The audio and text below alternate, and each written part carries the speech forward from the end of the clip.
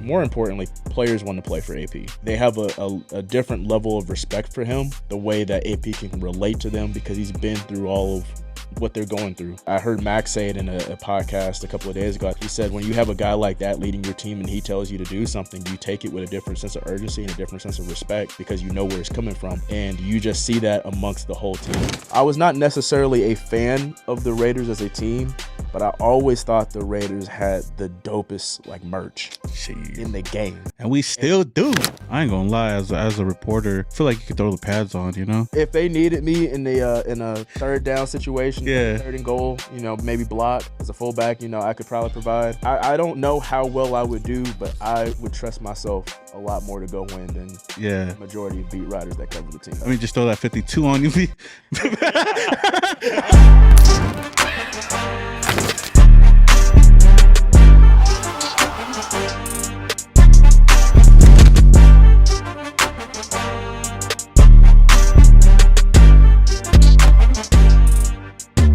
Welcome to the 9th Island with your boy Simone Raider and my co-host who's finally back in town. Yep, finally back, Mr. Fitz. Y'all know what it is, Raiders, bitch. And we got a very, very special guest in the building today. None other than Khalil Mack. I wanted to do it again.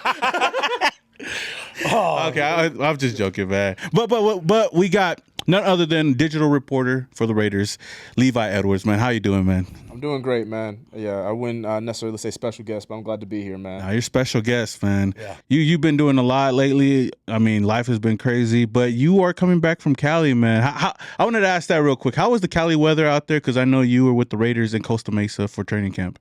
Honestly, man, really, if you could just take Vegas and everything it has to offer and just flip weather, Las Vegas would actually be the greatest city in America. Oh my gosh. But you know, it's 115 here, and it wasn't 115 there. You had a lot of beaches, had a lot of water, had a lot of good food.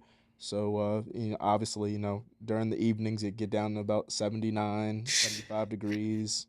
It's the best. So it was nice, man. You know, I had never been this far out west until I got this position to work for the Raiders. So where are you originally from? I'm originally from Alabama. Well, okay. That's a tricky question. So I was born in Alabama, grew up in Charlotte, North Carolina, and then I went back to Alabama for school. That's crazy. So I claim both. But you know, being out in Cali, man, it was nice. Man, Players enjoyed it too. I think they could have made like that. That would have made Vegas perfect. I think God said, you know what, we got to just give them heat. You know, that's why we got dry heat. If the San Andreas fault line cracks off, you know, we'll have beachfront. We'll have beachfront properties out here. Hey, you know they're actually building a beach over here in like the next couple of years. Did you hear about that? I didn't even hear about that. I know. I mean, you have Lake Las Vegas, and so I know that's kind of more like a man-made lake. Oh yeah, they're making a man-made one on the Strip. Oh, that's crazy. Off of Flamingo. You're lying. Yep. You joke about like San Andreas falling off. I always say, you know, I love Miami, but if Miami's like underwater in like the next 10 years, then Tampa's gonna be the next Miami. Yep. That's true. So yeah. No, that's hella true. So I wanted to ask some things. Like, you're going into your 5th season, man. How big is that for you? And I guess kind of tell people about how you even started with the Raiders.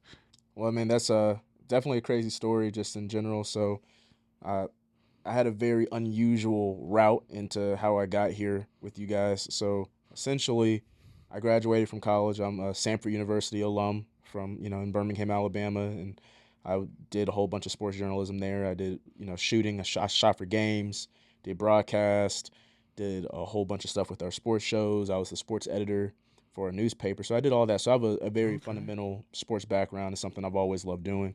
And then I graduated from college, and then my first job was actually as a crime reporter. Oh, damn. Yeah. CSI. No, for AL.com, the local paper I worked for was the Mobile Press Register, which is obviously in Mobile, Alabama. So, man, I covered some crazy mess when I was. I can imagine. Could you say or no? With intent. Actually, it was funny that you asked, man. So, about a year ago, I was on an A&E documentary because of a case that I covered. It was a very unfortunate, tragic case. There was a professor who taught at University of South Alabama, and he was killed in a home invasion. Ooh, and damn. Essentially, these teenagers went into the house, and they didn't think anybody was there because there was no one in the driveway.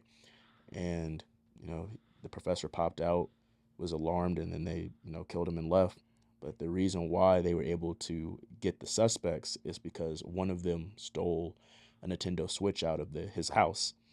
And then the getaway driver for the two guys that did the invasion, he took the Switch and then he tried to connect it to the internet at his sister's house. Yep. And that's how they got all of them. And so I was, in the thick of it. I was covering everything, following up on leads, going to Mobile Police Department every day, trying to figure it out. And it was just so tragic because man was in his own home.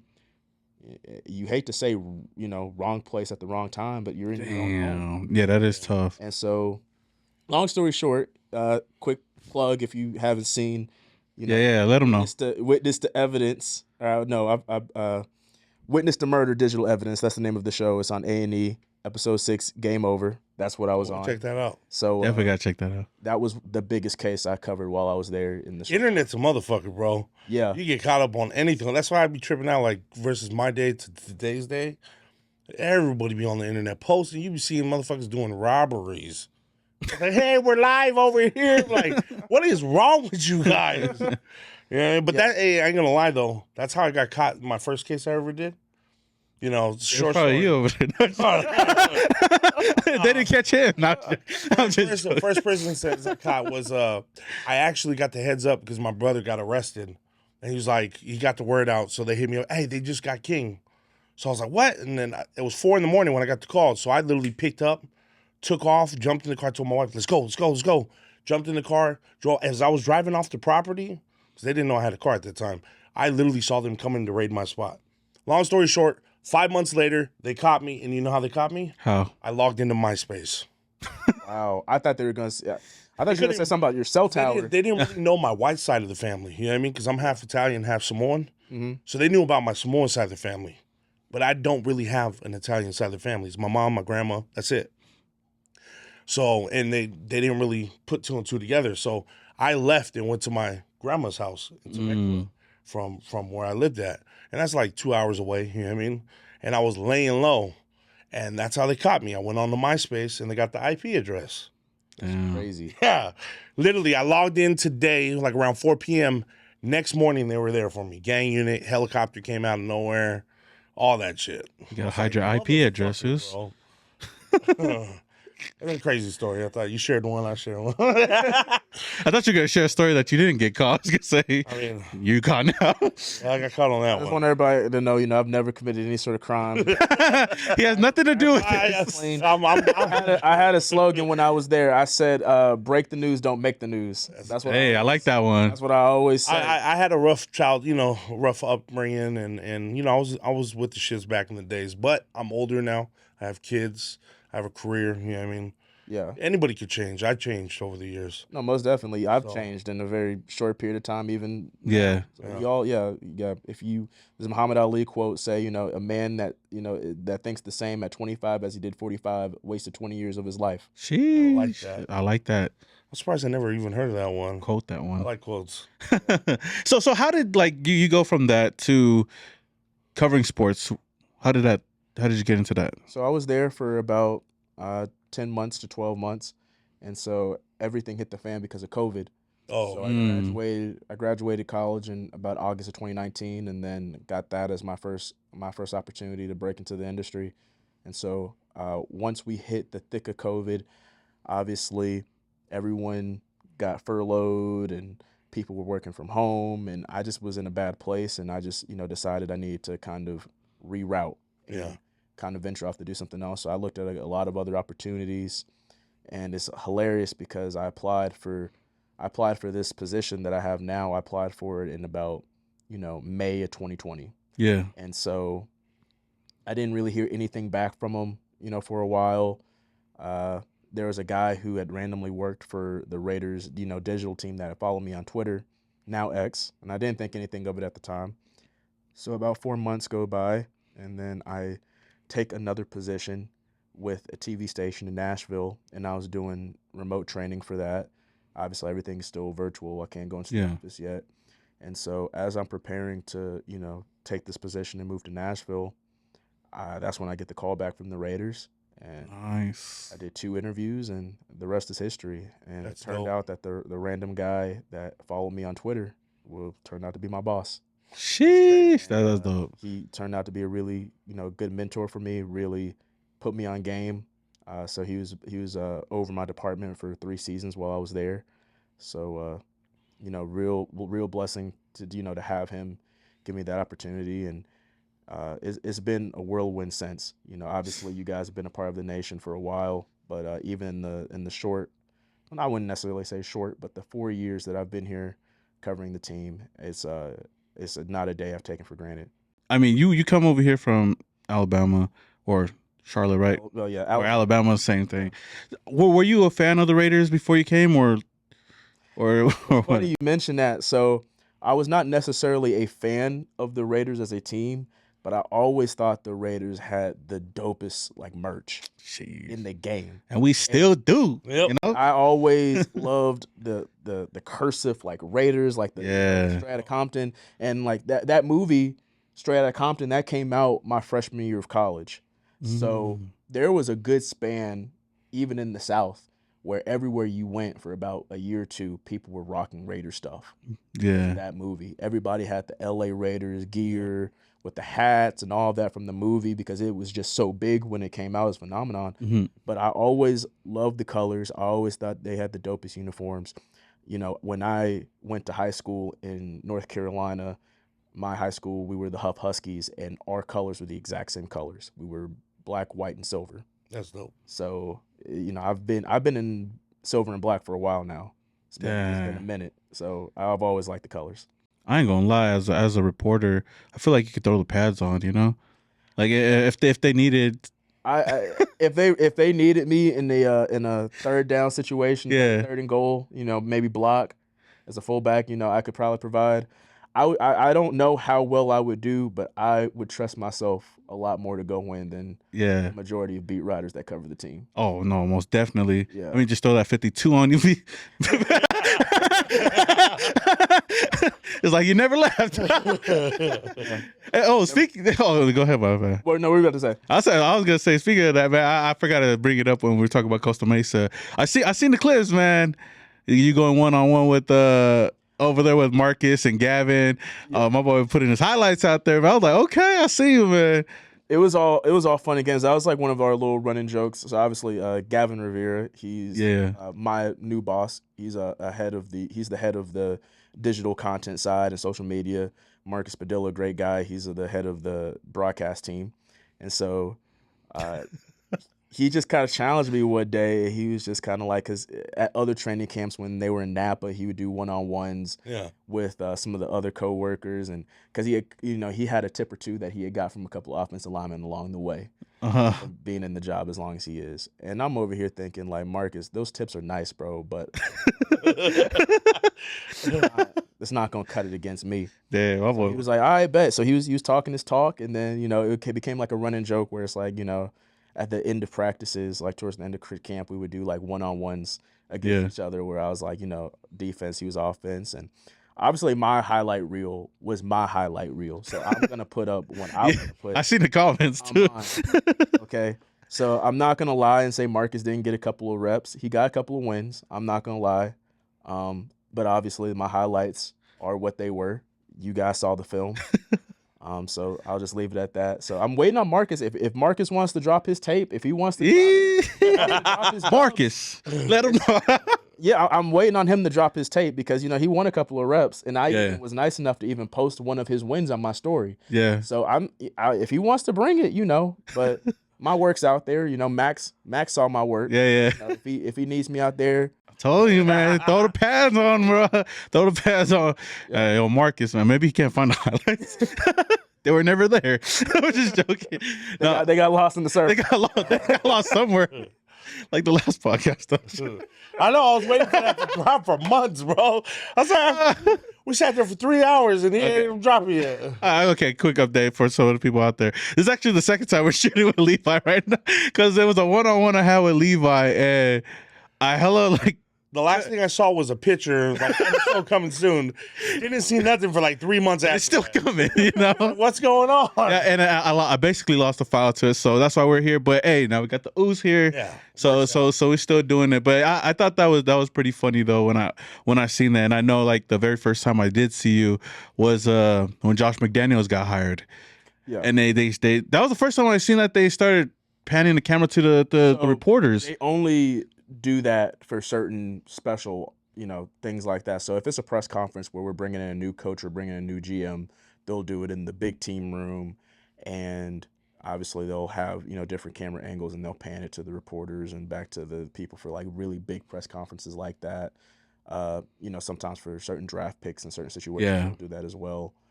So that was kind of, I guess, my introduction in a way. It's funny because obviously it's like my 5th season, but the first 2 years it was off the heels of COVID. So I kind of took this position, and I feels like for a while no one really never really registered with anyone like who I was or who was writing these stories or anything like that. And so I think out of nowhere that 3rd season was when I really started to kind of resonate with the nation. Because honestly, like when I seen that, because I obviously I do YouTube, so I see a lot of those press conferences. But I remember when we first seen you, you became like an instant like meme amongst the Raider Nation. It was like, what's Khalil Mack doing? And since then, like that's how I knew you. And then I started following along the journey, and then we started talking in the DMs. And now it's cool that you're finally here and you're still doing your thing out there, man. It's crazy. Do you get that from some fans or no? Like, do they mistake you sometimes, or? Well, it's not like a legitimate mistake. It's like, it's like a running meme. It's funny because I remember one of my friends from back home that I went to high school with, he had sent me the picture of people kind of memeing me on Reddit. So he sent it to me on Reddit, and then I like screenshotted it, and then I posted it on my X. I not seen it. And then obviously like it blew up, and that was like my most liked post, like probably still today. Like me posting that picture.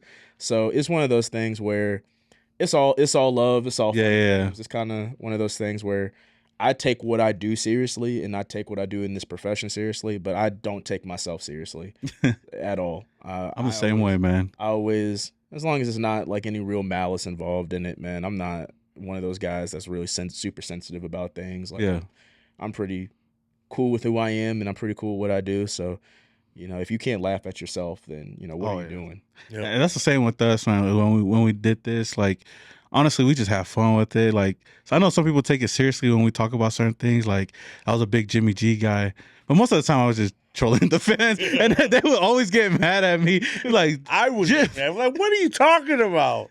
Well, I thought he was still good, but it's all good. I'm not gonna talk about, but it's the same with us. We just like having fun with everything. Speaking of, your job and just having fun with it. What is your favorite part of your job?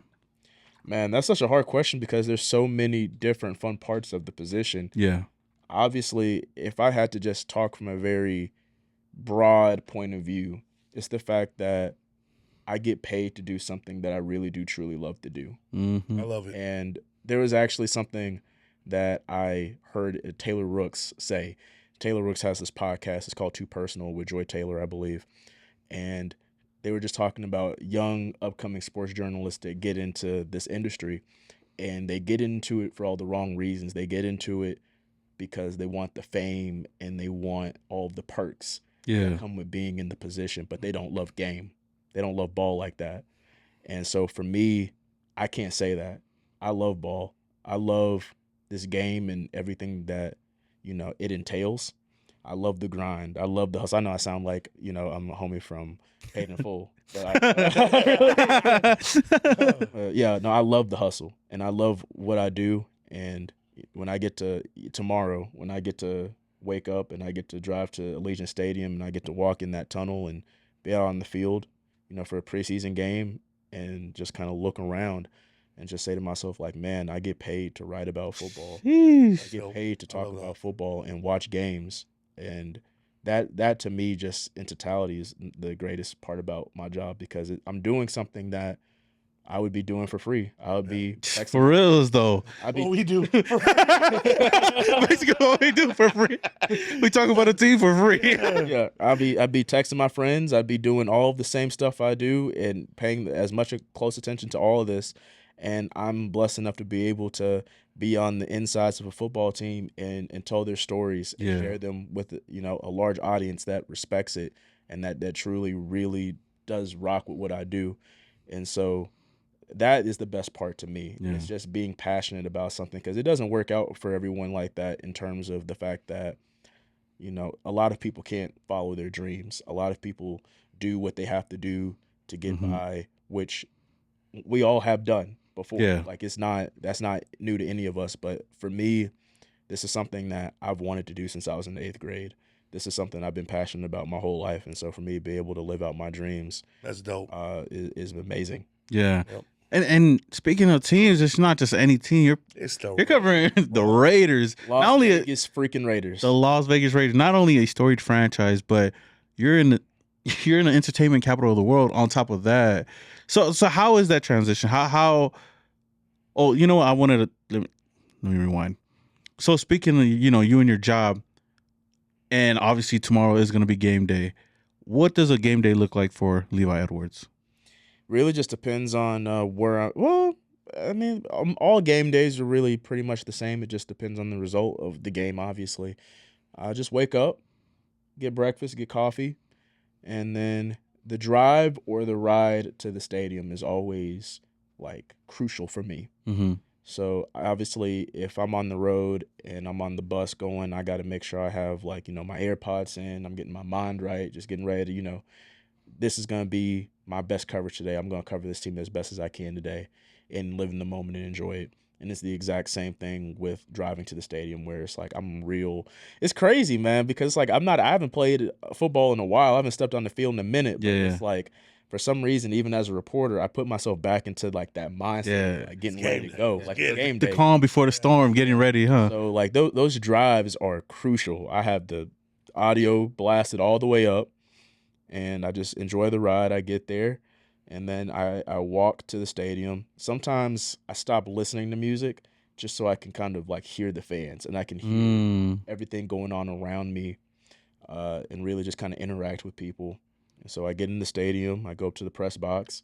Obviously, in Las Vegas, until about October, I have already sweated through my suit. Sweated through every single piece of Dove deodorant I put on, every single cologne I put on, everything I had done to be sexy for that day, gone. Yeah. And so I get up to the press box, and I feel you on that one. I wipe the sweat. This guy feels you on that one. I'm sweating like, oh yeah, hell. No, it's bad. So get up to the press box, put my stuff down, talk to who I need to talk to, go back down to the field, really soak it all in, really take it in, talk to my people, make sure my team is straight, make sure whatever video clips or whatever angles that I want to really insinuate going into the game, I make sure that I'm on top of that. And so I go back up, I get ready to watch a game, live tweet, and then just kind of take notes throughout the game, see how everything goes. And then obviously, hopefully, we always win. And then you go from there and create your angles, create your storylines, win, lose, or draw. And then you just kind of do that every week. Yeah. I actually like one of the videos that you posted. He was going out there through a tunnel. Oh, yeah. Bumping that Kirk Franklin. I was like, okay.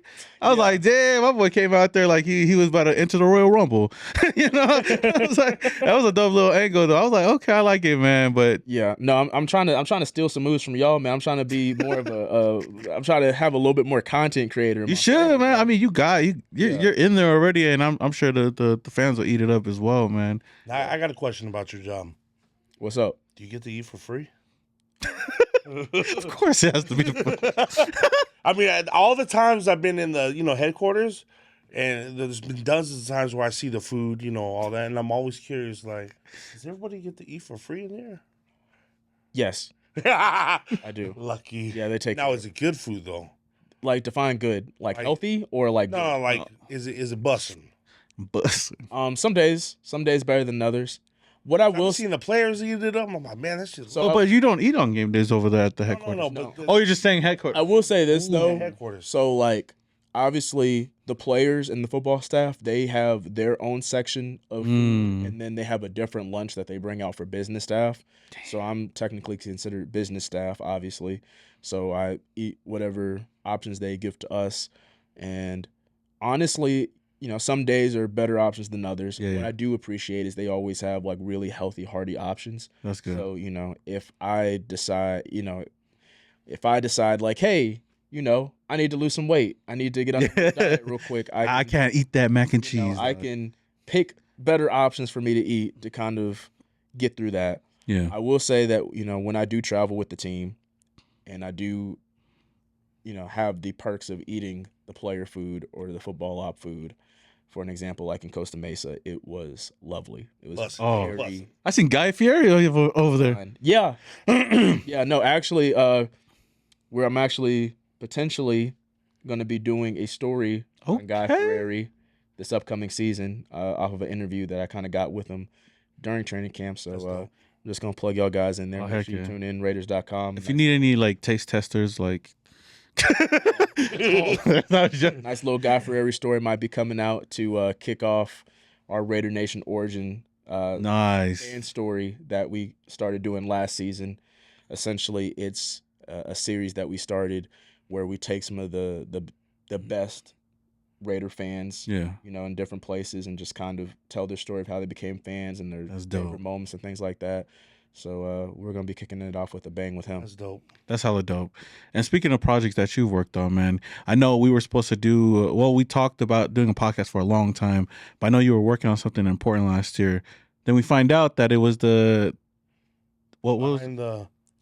more is required by covering Maxx Crosby. Correct. That was awesome. How did that come about and stuff like that? And how did you come up with that idea? Because you're the one that initially... It kind of... so essentially, let me first start off just by giving all of the credit to Eddie McGee. Okay. So Eddie McGee, he's our video manager, within the broadcast team, and he oversees all of the, the hype videos and all of the special products that we produce. He oversees them and makes sure everything's on game with that. And so obviously as the reporter, I'm, focused solely on writing. However, there's a lot of things I want to do in terms of being more multimedia, having more of a multimedia component with my work. And that's something that I kind of brought up to him, just kind of brought up with people. And so he kind of thought of this idea as a way of being like, hey, I used to be at ESPN and we used to do E60. How about we bring that E60 flavor over here to the Raiders? Nice. And then we have, our digital team write these stories that are full-length feature stories, and then we pair them with video on our side, and then you guys narrate the video. Me and Rachel, who's my editor, we write the stories and then narrate the story on a video perspective as well with the feature interview. And so he came up with the idea. He pitched it to us. Obviously, I loved it. It was just something that he knew I wanted to do. The only thing I will take credit for is the name press coverage. It was something where we were kind of thinking of names, and then I just kind of threw it out there as kind of a placeholder name to have. Yeah. It was obviously double entendre, within the game of football, but also within the world of journalism. So that is the only credit I will take. And then obviously the rest will go out to, Maxx for really being shout out to him, because Maxx is one of the guys on the team that I've been really cool with since I started covering it. Yeah. And the guy that you see on TV, the guy that you see on game days, that's the guy that he is in real life. There's no sugarcoating it. He's not hiding who he is. He remembers his roots and where he came from.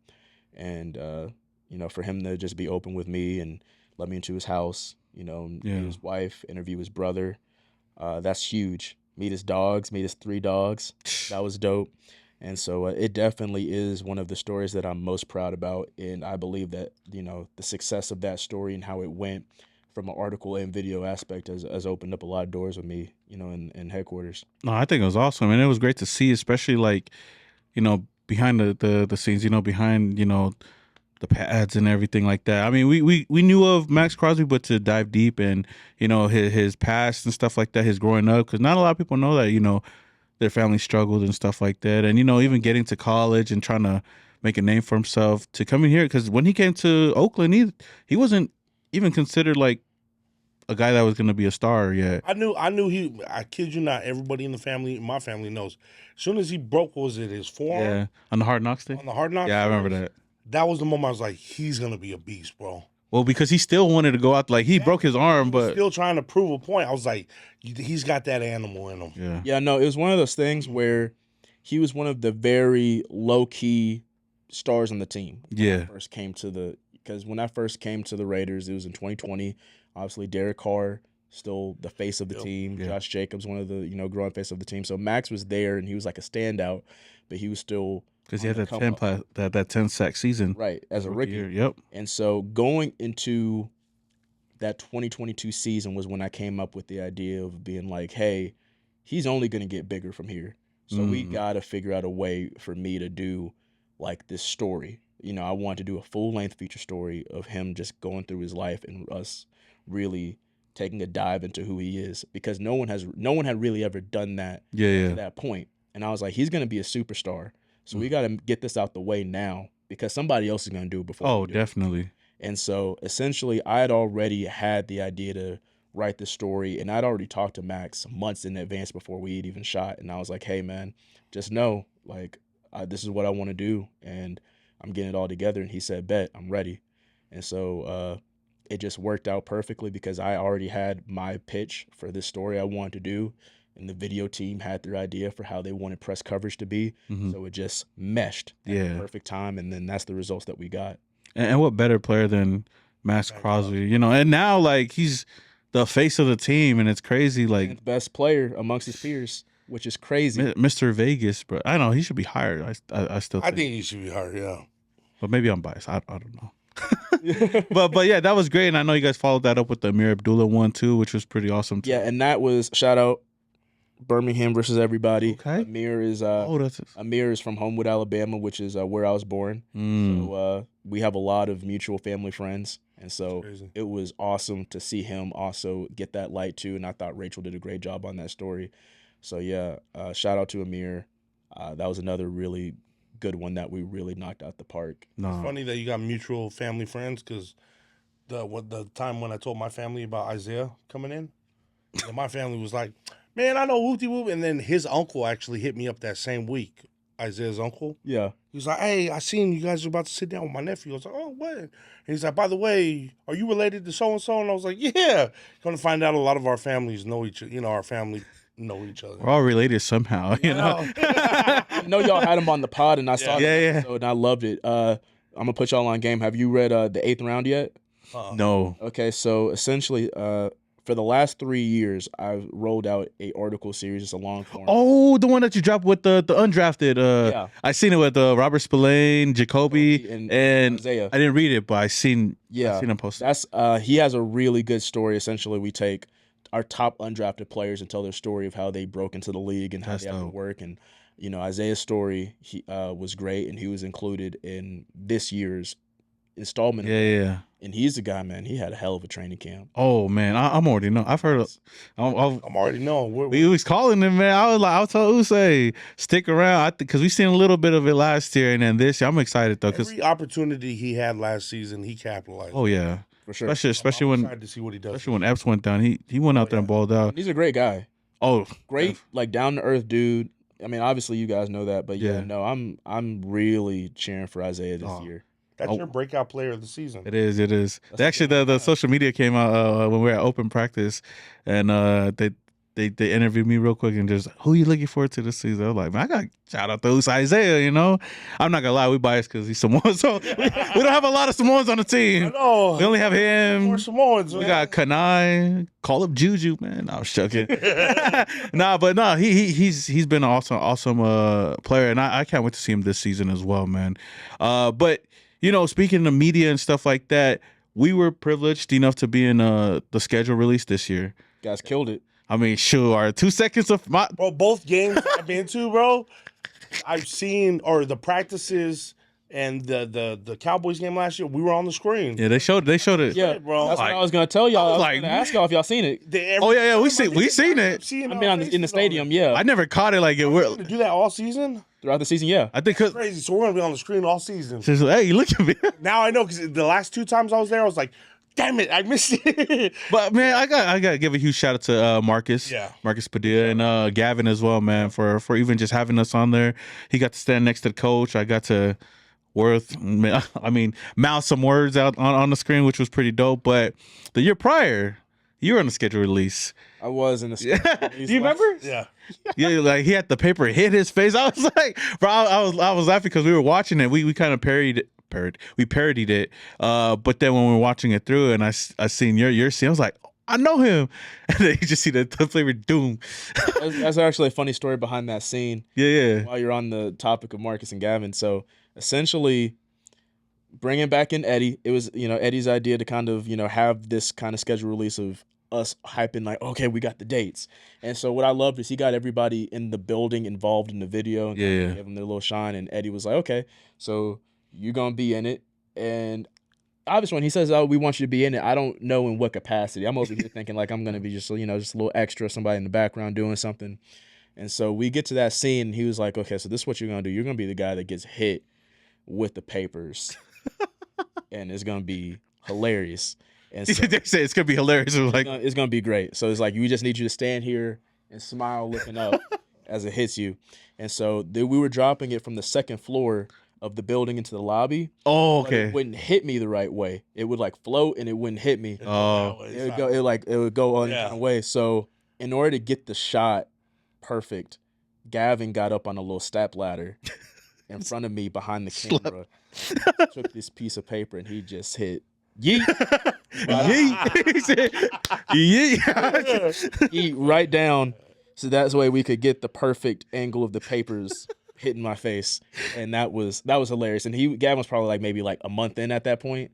So it was a very good bonding moment for us. That's funny. And I'm guessing it didn't take it wasn't one take. He probably got it perfect in 2 takes after that. Oh, okay. When he started doing it from that angle. But it took a good couple of takes for sure. It's crazy because that year when we saw it, we were talking, we're like, man, hopefully one day we'll be on. It's crazy. We said one day we'll be on the release. And you didn't know one day was gonna be that year. That was crazy, bro. Like, man, bro, we were sitting here we were interviewing one of our other good friends over here, and then just like this, sitting. And then I got a text from Marcus, said, are you busy tomorrow? And then said, nah. And then he was like, can you come by the stadium? We're going to shoot the schedule release. I want you in Fist. Like, oh, shit. But I didn't know what capacity we were going to be in. Like you said, we were just going to show up. And I showed up right before they shot. I'm all over there calling him like, where you at? That's why. That's your moment, bro. Where you at? I was so mad because I was like, it worked out for you because I was supposed to stand in the front. But shout out to Janelle, right? That's Janella. Yeah. Janella. Yeah. Big shout out to her. He was in the front right next to AP, and then it was like, yeah, we'll put you over here, and I was in the back. I was like, I'm not gonna be in it at all. And then, but yeah, they did. But that was hella funny though. But I know it's kind of crazy, and you're in the building and stuff like that. You got to live through 3 regimes, right? Technically, it was 2, huh? Really, how weird it feels. 2.5. Technically 4. 4? Because of Rich. Yep. Oh, you're right. I forgot about that. Yeah. So it's technically been 4. So with that being said, how has it been with Antonio Pierce coming in? Being the head coach, how are the vibes? I can say this: the vibes are great. I already know. I mean, I really do hope that it translates over to the field this upcoming year. But I will tell you this: is that the vibes are high, and that more importantly, players want to play for AP. Yeah, that's right. They have a different level of respect for him, compared to a lot of other coaches they might have had previously. You can just see it. The attention to detail, the way that they want to fight for him, the way that AP can relate to them because he's been through all of what they're going through. Yeah. He's been through making the plays. He's been through having the heartbreaks and having to work his way up on the team and really go through the week-by-week grind of getting ready in this league. So, and even I heard Maxx say it in a podcast a couple of days ago. I think he was on with Mike Miller and Udonis Haslam. Oh, yeah. Where the OGs. He said when you have a guy like that leading your team and he tells you to do something, you take it with a different sense of urgency and a different sense of respect because you know where it's coming from because he's watching your shoes. And you just see that amongst the whole team. And it's great. I really do appreciate the coaching style, and it is one of we're not going to ask you to do anything we're not willing to do ourselves. Mm-hmm. We're not willing to ask you to do anything that we haven't already done ourselves. And so when you have a coaching staff like that and a coach like that, all good things will come. Yep. Yeah, and on top of that, like, not only have I feel like the vibes have changed, like with the Raiders and whatnot, but I feel like somehow, some way, you guys been killing it. The media team's starting to let loose ever since. I don't know why, but like ever since after that first press conference, I feel like that's why a lot of fans kind of like dug it. Like we feel like that little old school Raiders, LA Raiders, kind of brought to Vegas and stuff like that. Ever since he said he grew up a Raider and stuff like that, we've been seeing you guys drop nothing but heat, like back to back. I'll take the time to give a shout out to the social department, Portia Pettis, who we just hired as our social media manager.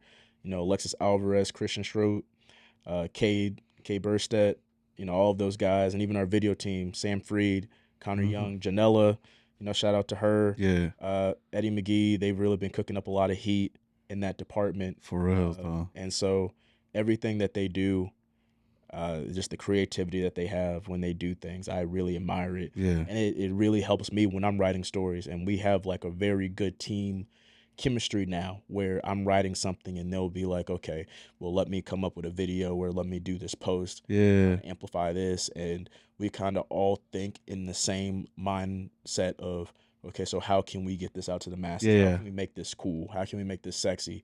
And so I think now we have a team that's very like-minded. Obviously, we're still trying to grow chemistry, because there's been a lot of turnaround in a very short period of time. But I think what they've been doing in terms of, building up the brand and amplifying who we are, I think has been truly amazing. I think it's amazing. And one thing AP has been doing lately, like, that I haven't seen any former coach done, was like he's been popping out, with the Raider Nation. He's out there, like whether it's signings, he's out there with the fans. He's the thing that they just dropped, the whole Raider Nation like commercial thing that they dropped. Yeah, that was even dope too. Like to have it at the stadium with the lowriders and the fans and everything. I was like, dang, he's just embracing the whole Raider way. Well, I think this goes back to kind of what I was saying when you said, "What's your favorite part about your job?" Mm-hmm. And it's that I'm living out my dream. Jeez. And for him, he's living out his dream right now. Yeah, being a Raider fan, all that. This is a kid who's from Compton, was a LA Raiders fan growing up, and he probably would have liked to at some point have played for the Raiders in his career and didn't have the opportunity to. So now this is the best case situation now, is being able to be the head coach of the NFL team that you grew up loving and always had admiration for. So the passion that he puts into it and the amount of respect he has for the fan base, he knows how to connect with them because he is one of them. Yep. And so that's really cool to see from a head coach really have that strong of a connection with the fan base. And recently, AP announced that Gardner Minshew is going to be the starting quarterback. What are your thoughts on that? And should we be like confident with that moving into the season? And is there anything that you've seen in the offseason that kind of showed that? Really what it comes down to is this quarterback battle that we just had. It was very much a pick your poison kind of situation. Yeah. You had two quarterbacks who really didn't have too many comparisons other than the fact they played the same position. And so Gardner, he's more of a let it loose, gunslinger kind of quarterback, guy that likes to scramble, move his feet in the pocket. Aiden O'Connell's, I would say, is a lot more precise, a lot more accurate with the ball, try to have, as fast of a release as possible, things of that nature. So definitely two different quarterbacks, and I think they both did enough to win the job or to really make their name be considered who gets that starting job. I think when it came down to it, they went with Gardner because of A, veteran experience, B, within Luke Getsy's offense, from what you've seen, a mobile quarterback is what really is going to help amplify it, which I think that Gardner has a little bit more mobility, and just his explosive playmaking ability, whether it's in the air or, on the run. Yeah. You watch the preseason and also when you just watch the training camp practices that, people were at, you just notice that Gardner had a knack for extending plays, trying to look down the field a little bit longer and really get those big gains. Yeah. And Aiden, I think, is a lot more of an accurate, quick release, move the chains kind of quarterback. And I think Antonio Pierce wanted to have a little bit more of a veteran presence that was going to be able to get him explosive plays. And also, you look at the top of our schedule, you have Chargers, pretty Ravens. solid defense. Yeah. Ravens, the best defense in the league last year. Oh damn! Yeah, Cleveland you're Browns, Second best defense. second best defense in the league last year. The Steelers, that's not It's a always neck joke. and neck with us and them. So it's like you look at how many good defenses we're going to have to play in that first stretch of the season. You want a guy that you know is going to, take the reins and handle it accordingly and has that experience. And I'm not saying that Aiden doesn't have that experience because we saw what he did in the season last year, and it was very admirable. But it's one of those things where that was their decision to make, and I think that they're very confident in that. Yeah. I guess we should be too, because he played against our defense at the end of the season last year, and our defense at the end we were pretty solid. I would say top 10 defense. The last, We had like the end, 13. We were top 13. or somewhere around there. the last 9 weeks after AP came in, I believe We were like top 5, no? we were top 5. Yeah, because we was up there. We was We killing were it. like, Or ESPN's biased most of the No. time. Well, no, because our defense was carrying our whole team last year. Yeah, The end of the year. yeah, I think the last stretch of the season we were either first or second in fewest points allowed. Yeah. With like 16 for 9 weeks, and we have essentially the exact same defense, and we have Christian Wilkins. Yep. So. To that point, I was just like, Gardner Minshew did. I mean, he didn't kill it out there, but he did enough for the Colts to win against us. So I guess we'll just see how the season pans out. I was just surprised. I was wanting Gardner Minshew to start, but I thought they were just going to go with AOC because he kind of invested in him the end of the year last year. But You have to go best case scenario. like AP said, got to start off strong. It's going to be a tough schedule starting, and if we could get some wins under our belt, especially in LA. Yeah. This is the time we're going to go to LA and we're going to win. I hope so. I say that every year, and we always I'm tired lose. of going to LA. We always lose Go it. to LA and We went in the parking lot, but then when we go in the game, it's a different story. we went after the game on the internet too because we talking Bro, shit. Nah, that those be. It's a very interesting. So every year that I've been here covering the Raiders, they've split every single series. We went over here and they went over there. Yeah, COVID year 2020, we won over there. we won over there, and then they One beat the here. Raiders at Allegiant, and that was a crazy game too because I'm pretty sure that was when Derek got hurt, and then Marcus. Oh my! Then I remember that one. I really wish Marcus was on the team. Moose. We went to that game, right? No, it was COVID, bro. Yeah. Yeah, we were there. It was, No, there was one time where we were yelling at Marcus. We're like, cousin. no, it was the game when we went to the playoffs when the timeout. Yeah, Timeout. yeah, that was actually the craziest game I've ever been a part of. That's our. that's my favorite game that I've ever been a part of here. Not a playoff game. It was a playoff game. It was because obviously, even though I'm with the team, I try to stay very partial, very unbiased in my work. Do what I do. yeah. And that was just one of those games you're just watching it, and it's Bro. Showed up for that game. it was soap opera. Oh my god. It was like Days of Our Lives. That season has to be on a 30 for 30. That whole season. Yeah. And then the way that game went, oh my god. Like our hearts, like Because it's a wrap. It's like we thought Raiders, it was over. The Raiders had the game, and then Herbert scored 2 touchdowns. 4th and 20. Launch fourth the first down. Yeah, just I was like, okay, it's over. What the? And we didn't even know what was gonna happen at the end until like we find when Josh You Jacobs. got a live reaction to that. I did. That was one of my most viewed ones. Yeah. I'm pretty sure Zay Jones was the guy who caught the ball to kind of put them in field goal range too. I know it was. Well, I forgot what, but Josh Jacobs ran the first down for the field goal because we were about technically to some of the players we talked to, they were saying that we were gonna try to tie it like at the end, but then they called the timeout. And then they ran with Josh. Josh got the first. And was like, oh, fuck it. Yeah. We'll kick the field goal. And we did. I was happy because I didn't want to tie with them after they beat us earlier in the season. I was like, oh, fuck that. We're going to go to the playoffs. And we did. Almost felt like a Super Bowl. That's probably the closest thing that game was active, bro. But That was the most active game I've seen Raider Nation, really. That was the biggest dose of Raider man. Nation that I witnessed in my time being with the Raiders at Allegiant Stadium. And so cinema. that's why I know if we're in that same situation again, or if the Raiders down the road this season are extremely successful and playoff implications on the line, I know they'll show up. I wanted to kind of talk about something else a little bit because I know that you're a big WWE fan. and we're big WWE fans. We seen you at Super Bowl, man. How was that experience? Because for us, Super Bowl was crazy, but we ran into you at Radio Row, and we seen you with the whole crew over there, and that was awesome, though. Like, I guess just touch up on that just a little bit. Radio Row was everything that I could have, hoped and dreamed of it to be as a reporter.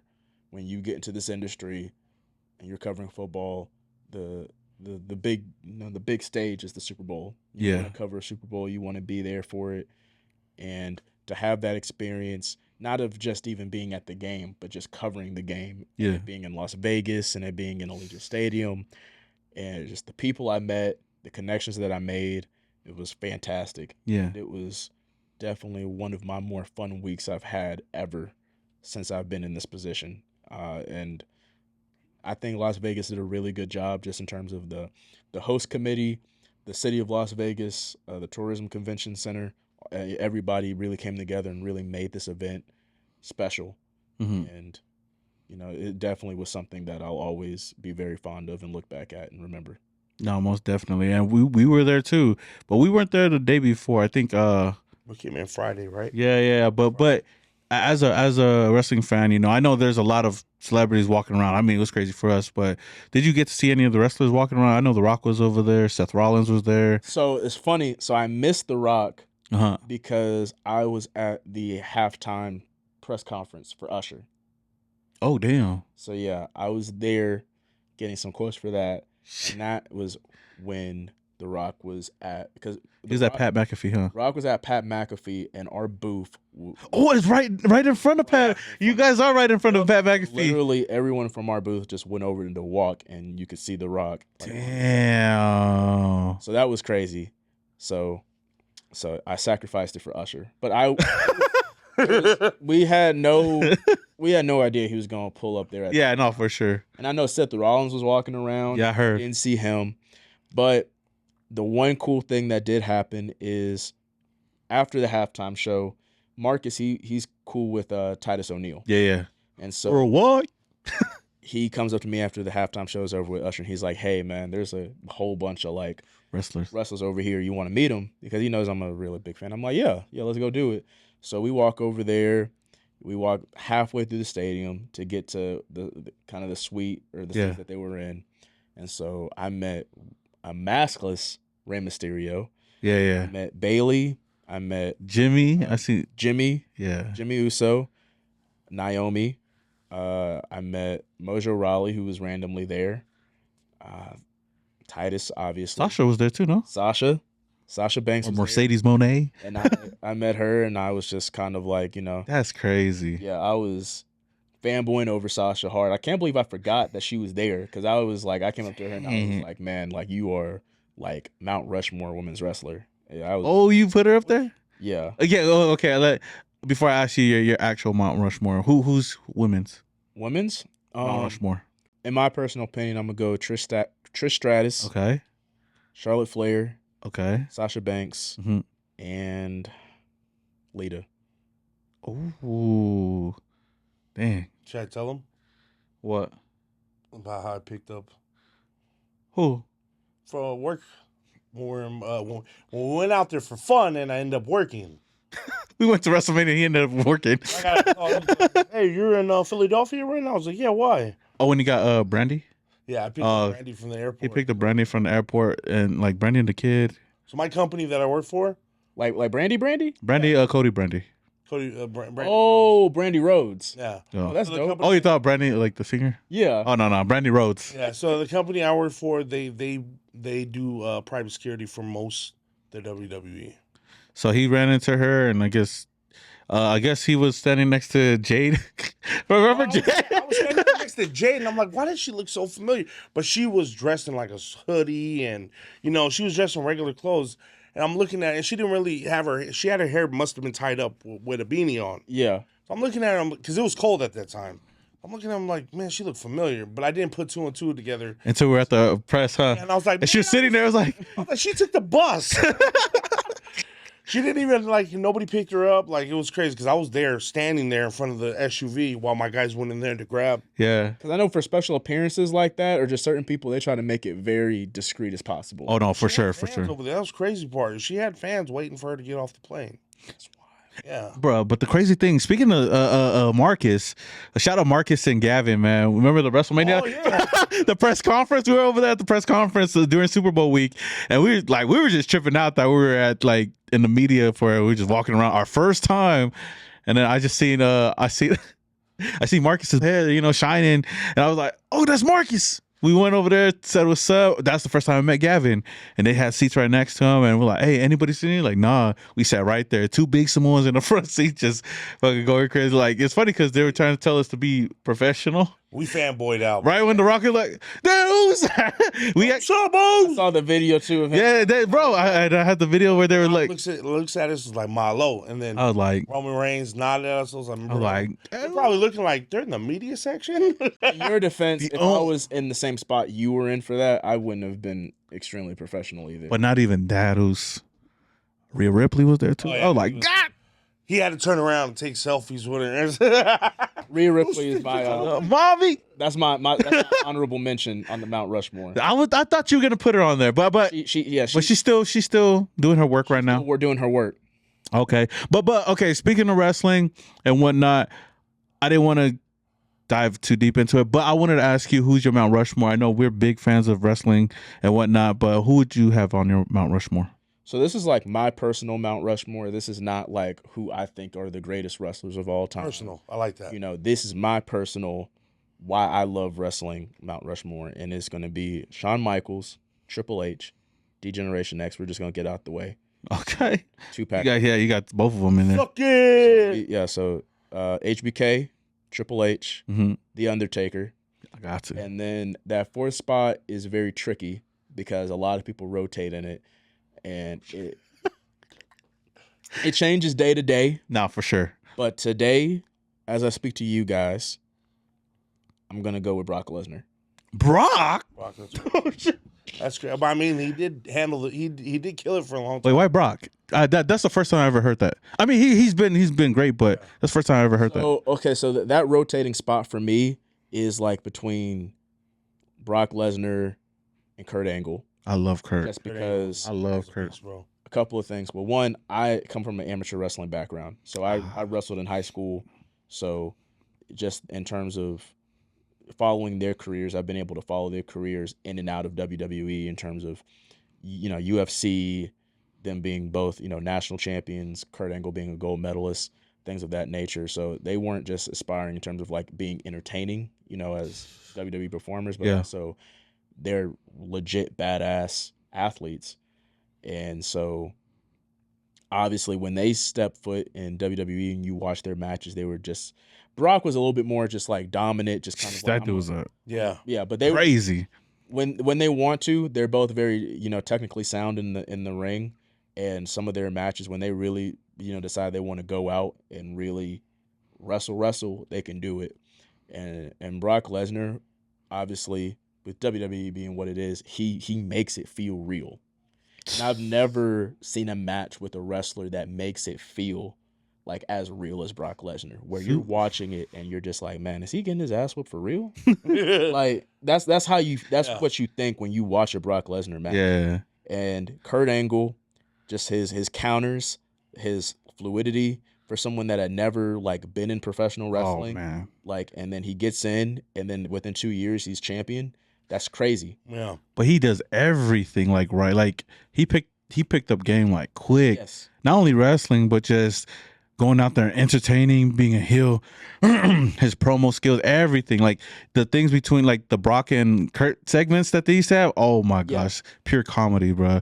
I loved it. But with that being said, WrestleMania is coming over here to Las Vegas. I know we just talked about Super Bowl, but how do you feel about that? WrestleMania coming here in Allegiant Stadium, WrestleMania 41. I think it's gonna be the biggest. It's gonna top 40. I think it's going to be huge, especially with it being a two-day event. Las Vegas really showed how they can be receptive to the Super Bowl, and obviously F1 has been here as well. So with those two huge events and them going the way that they did, I think it made WWE really take a look at that and say, hey, we want some of that for us too, just in the way that they can bring out crowds. And it's a tourism destination. Yes, it's some place that everybody wants to go. It's on their calendar. So it's like you were gonna go anyway. You were probably gonna be in Vegas during that time anyway, even before WrestleMania got named. So now you even have more of a reason to go. So just the way that Las Vegas knows how to do big events and the way that they know how to cater to fans of all ages. I wouldn't necessarily call Vegas a family city, but they know how to give something for every single type of audience, every single person of all ages. And so with WWE being that as a commodity of trying to reach the masses and get everyone from everywhere, I think it's a great idea. I think it's a great choice that they decided to make to bring it back to Las Vegas. We'll be there. Yeah, we'll be there. So, I'm sure you're going to be there too, huh? We were supposed to go to SummerSlam, but I had to work. Somebody had to work. And I told them to go. We knew Roman was going to come back. Like, you're good. You guys could go. And then they didn't want to go. No, I couldn't go. Oh, they couldn't. I couldn't go. Yeah. SummerSlam though. But then now you can't even go to Survivor Series. I can't go because Canada. Canada, yeah. Yeah, it's Canada. He can't go to Canada. I mean, come on, people could change. It's been like 20 or 15, whatever. We wait till Royal Rumbles. But last thing before we get out of here, man, I wanted to ask you real quick because you be dripped up during the games and everything, man. Do you feel like you're the most dripped out media personality in the Raiders organization? In terms of like the beat writers? The beat writers and media, not the players. I'm going to give some credit where credit is due. I think a couple other drippy guys. I think the guys from Channel 3, Brian Salmon and okay. Merrick, I think they got some drip. I see Logan Reaver doing his thing sometimes. I see Tayshawn doing his thing sometimes. With all that being said, Hondo. I just had to give credit. You know, Hondo sometimes he trying to step out. His that's my his neon pink Jordan 1s. So I give him credit. But all that being said, despite all of the respect I have for the drip, absolutely, I'm number one. Talk your toggers. It's not even a question. Because the thing is like, one, I'm versatile, so I can either dress up or I can dress down. Okay. With the casual look. And on top of that, I can go with the sporty look too. I can do the athleisure look like, I play ball. And then on top of that, I'm a big guy. So, it's a little harder for, big guys to get off the proper fit. That's true. For me to be getting off the fits at my size, like, I think all of those qualifications have to make me number one. Yep. My drip be Pro Club shorts, Pro Club hoodie, bandana, and some Chucks. This is why we won't. I will never get taken serious at media. He shows up like this to media, bro. Hey, this is my comfort zone right here. I'm just joking. If I had, we have beat writers that show up to practice in literally the exact fit you're in. I am Samoan, so I like flip flops. Yes. And you're in the Ninth Island too. And this is the Ninth Island, exactly. Oh, but man, I appreciate you coming on, man. It was great to have you, especially with the Oos back here, man. But you could let the people know where they can find you, man. I appreciate it, man. The Levi Edwards, TheLeviEdwards, the Levi Edwards, all platforms. And of course, the top place you guys can find me, Raiders.com. Yes, sir. Like I said, I don't take myself seriously, but I take what I do seriously. And I'm going to make sure that I give you guys, you and also Raider Nation, I give all of you, content that you guys want to read. And when it comes down to it, all it's about is the subjects. The people that I write about, people I tell stories about, their top priority. That's what I do because they have stories that need to be told, and I'm here to tell them. And so every day I wake up, I'm going to take what I do, I'm going to take what I do not for granted. Yeah. And enjoy it. For sure. And don't forget your second account at 50 Deuce.